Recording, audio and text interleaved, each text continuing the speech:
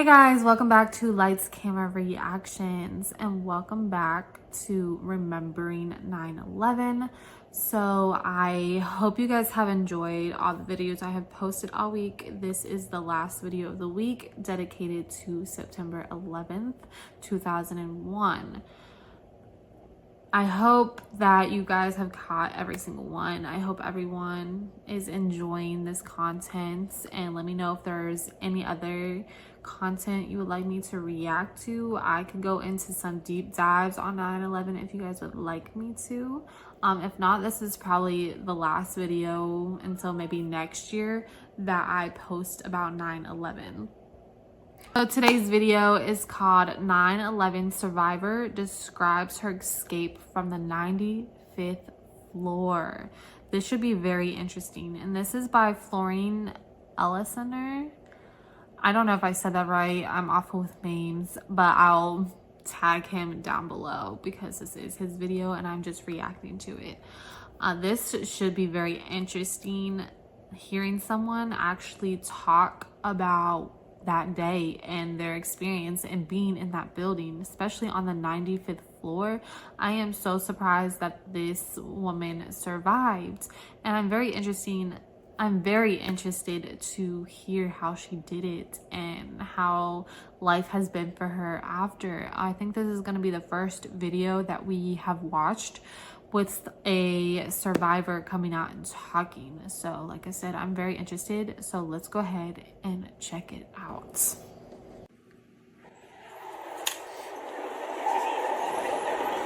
There are moments in life that can shape us profoundly, such as a divorce, becoming a parent, a critical illness, or a near-death experience.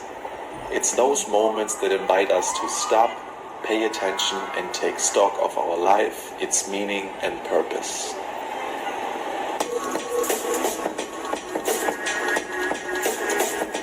Today I have the honor of speaking to Michaela Cruz, a survivor of the 9/11 attacks.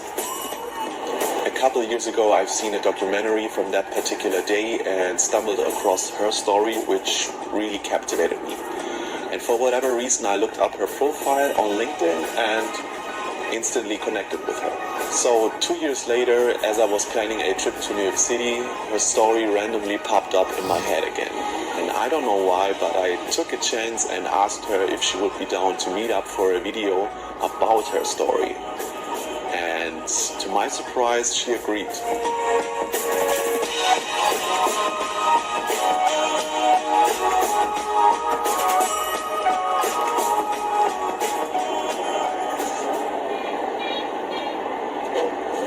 So my name is Michaela Cruz.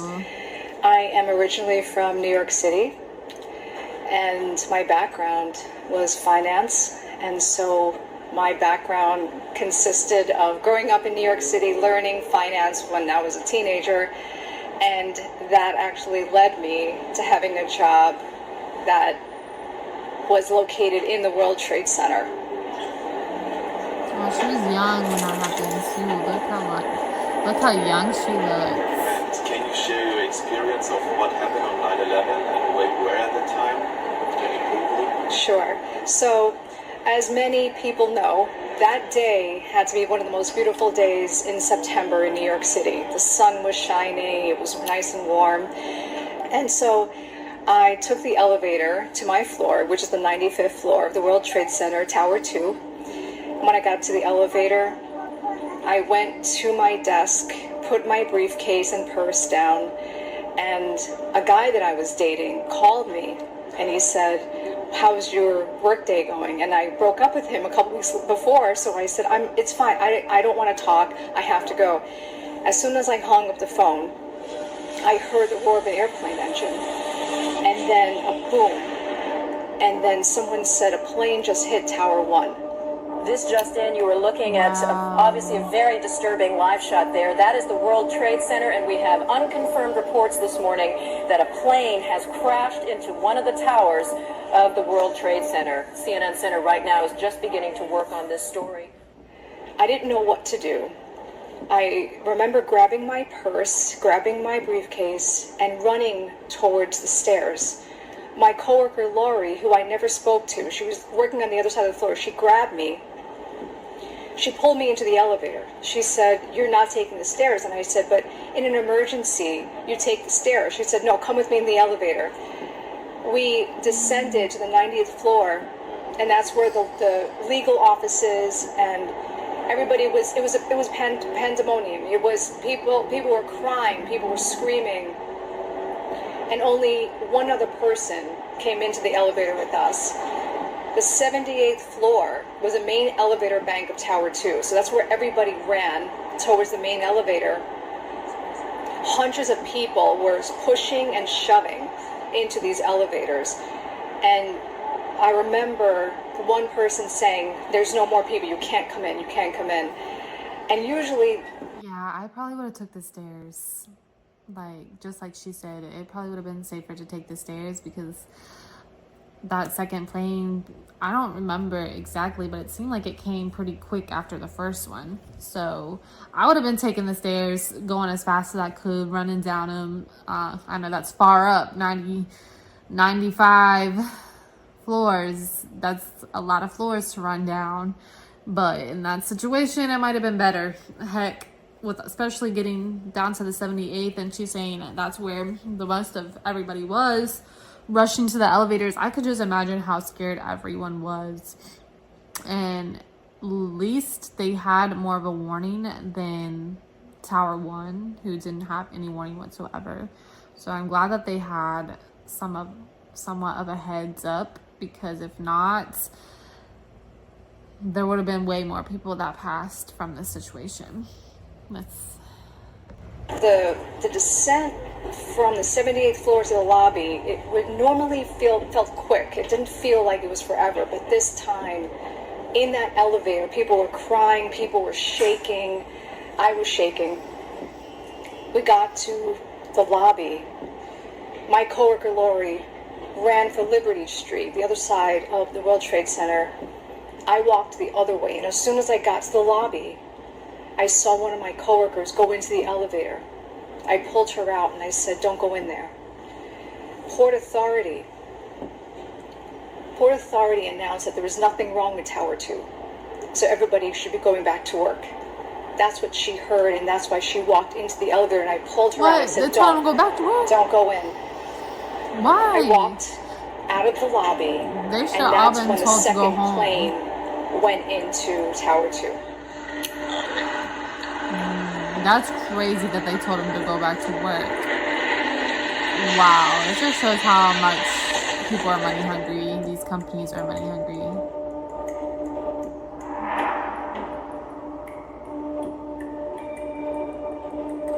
She was So I so saw lucky. something going into the building, and then someone knocked me to the ground because everybody just started screaming, running.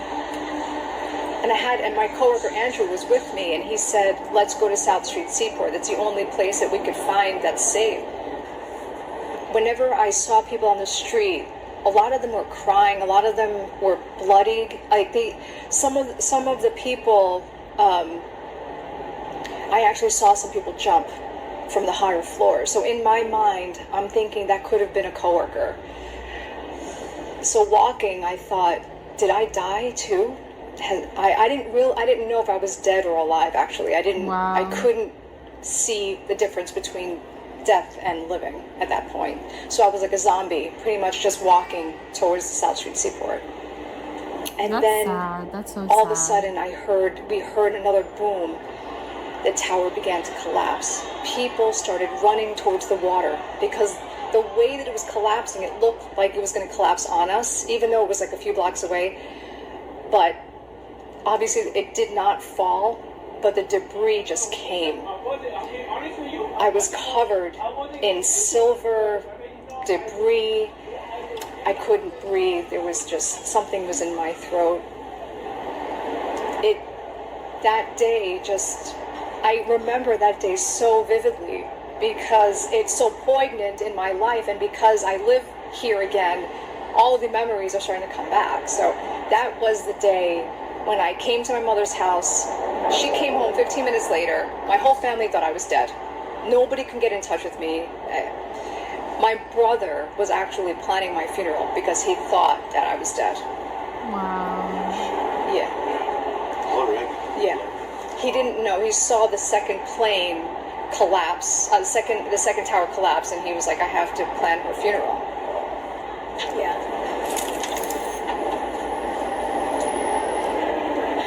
Both yoga and meditation, the peace that I found within myself helped me deal with the trauma, the post-trauma that came from 9/11, because every time I would hear something, every time I would smell something, it would trigger, like burning rubber.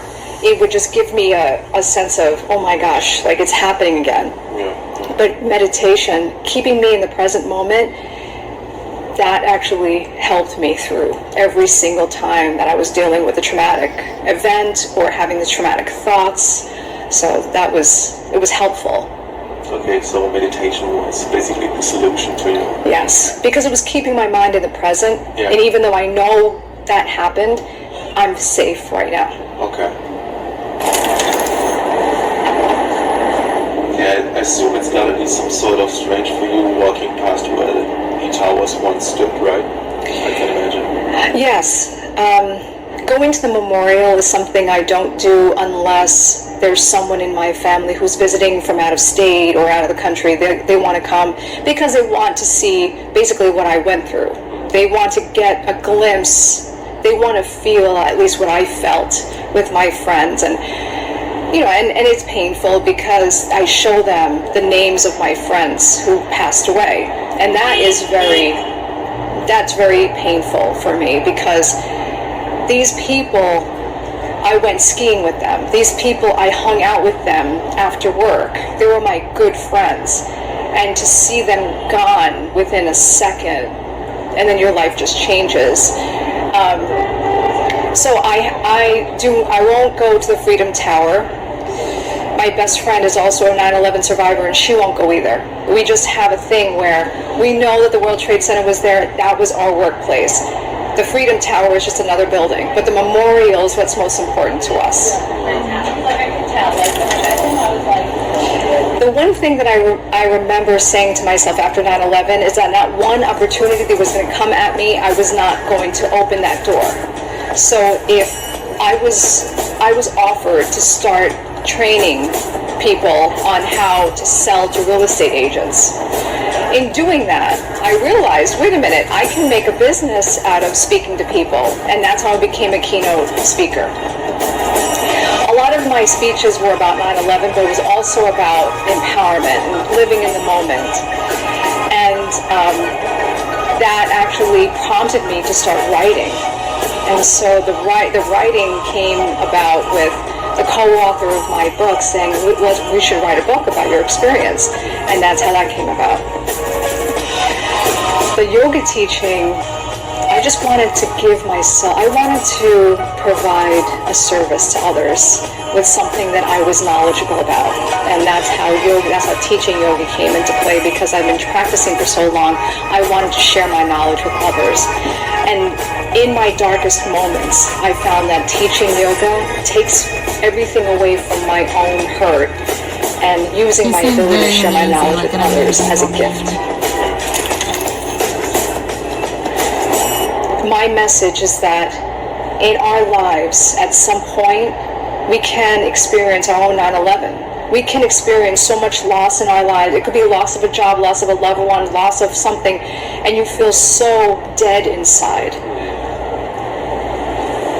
It happens to all of us, and we never are alone in our experiences. There's always someone out there who at least can understand what you're going through, and that is the message, that we are never ever truly alone in our thoughts, in our actions, in how we feel about ourselves. There's always someone who's also feeling that same way.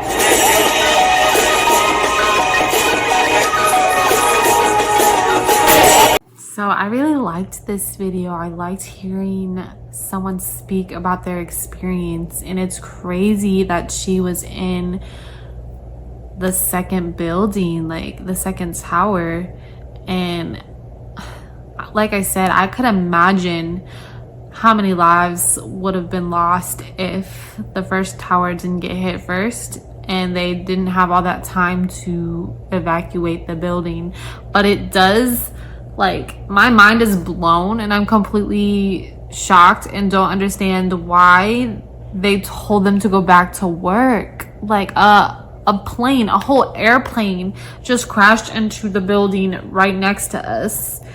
What happens if that building falls on our building? Like, even if there wasn't another plane, because obviously they wouldn't know that there was another plane, and you wouldn't really think that there's another plane. I feel like in that situation, you would have just been like, there's no way we would get hit by a plane too. Like, it just wouldn't happen. And of course it did, but at least they had, a lot of them had time to get out. But like I said, it's crazy that they would tell them to go back to work. Like, regardless of not knowing about another plane, there's still the situation that this building next to us could fall down onto our building. So to me, it's crazy. On top of that, your workers were probably so scared, even if, like, and this is, like I said, taking out the fact that their building got hit by a plane too. Your workers would be devastated. They would not be able to work efficiently because their minds would be racing and they would be all emotional, distraught, everything you could think of. And that really angers me because it's just like, it kind of shows you how these companies don't care. They just want the money. They just want to make money. They don't want to lose money, and they don't care. A lot of these big corporations do not care about the people that work for them. They really don't. I know this is kind of off topic, but I used to work in the mall, and during the time I worked there, there was like a few pew situations, and a few of them happened, like one of them happened right outside of my store, like literally in front of my doors. And they, like, once it was done and the police, you know, once it was done and the police got who they thought they had, well, the time that happened in front of my store, they didn't catch all of them. There was a couple of them. And the mall security called each store telling them, go ahead, open your doors. You're safe to open your doors. Even though the news, like, we had on our phone, we had the news popped up while we were hiding in the back. The news literally said that they didn't catch the guy who did it and that he was still out there.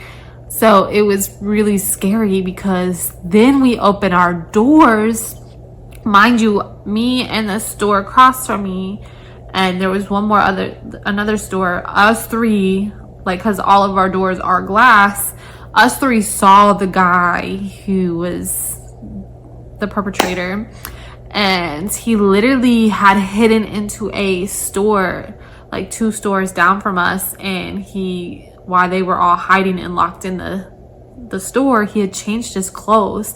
So then when they opened the doors back up, he just walked past like nothing happened, and we were like telling the little security guard, like, that's him right there. But it was just crazy experience because they still had us work after and open the mall to everyone, like nothing just happened. Like, there wasn't a shooting, that there wasn't, you know, a guy still at large that hadn't been caught. It was like 4 or 5 guys. It was like a little brawl outside of our store. But it was just really, really crazy because, like I said, they didn't care about how we were feeling, especially since it happened right outside of our store, and there's no walls, everything's glass, so we could have got hit, anything could have happened. And like, they just expected us to go back to work like nothing happened. And I just think that's crazy. I think if something happened like that, you should just send everyone home for the day, because they're not going to be able to function properly. They're going to be scared, and it's a very, very scary situation. Anyways, I want to thank you guys so much for watching Remembering 9/11. This is the last video I'm going to post. And I also want to let you guys know that for the whole month of October, I am going to be posting a video every single day. I'm going to make a playlist called 31 Nights of Halloween. And I want you guys to leave some links down below in the comment section and let me know what type of videos you would like me to react to. And if you have a specific video you want me to react to or a channel, leave their link down below and I will get right on that. I am starting now, so September will probably be a little spotty with content because I'm going to be doing a lot of work to make sure I have a video for every day of the week. All 31 days of Halloween, all 31 days of October, I'm going to be posting a video. So like I said, September might be a little spotty with the content, but I do want you guys to give me some recommendations on what to watch or topics to cover or anything that you would like. If it's true crime, if it's just something scary, if it's funny Halloween videos, anything pertaining to Halloween, the spooky season, scary, anything, leave it down below. Let me know what you guys want me to react to, any videos, like I said, any topics. Let me know what you guys want to see and I'm gonna get right on it. And once again, thank you guys so much for joining me on the memorial of 9/11 and remembering 9/11 this week. And don't forget to like, subscribe, and hit that notification bell. And I'll see you guys next time.